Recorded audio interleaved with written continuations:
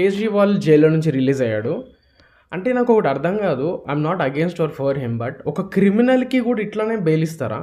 ఒక క్రైమ్ చేసి వెళ్తాడు, నాకు ఇంట్లో పని ఉంది, నేను ఎగ్జామ్స్ కంప్లీట్ చేయాలి, నా బిజినెస్ రన్ చేయాలి, లేకపోతే నేను ఒక ప్రాజెక్ట్ కంప్లీట్ చేయాలి అంటే వాడికి బెయిల్ ఇస్తారా? అంటే ఇప్పుడు మన ఎవరు కింగ్ఫిషర్ విజయ్ మాల్యా కూడా వెనక్కి వచ్చి నేను డబ్బులు ఇస్తాను, ఒక 5 years ఇవ్వండి, నేను ఇన్వెస్ట్ చేసి ఇస్తా అంటే ఓకేనా? వాడిని కూడా అరెస్ట్ చేయకుండా వదిలేస్తారా? Forget about which side you vote, what kind of special status, why is this fellow getting?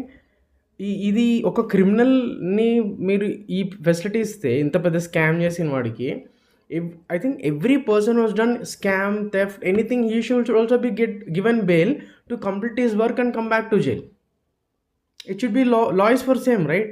Why so special for Kejriwal?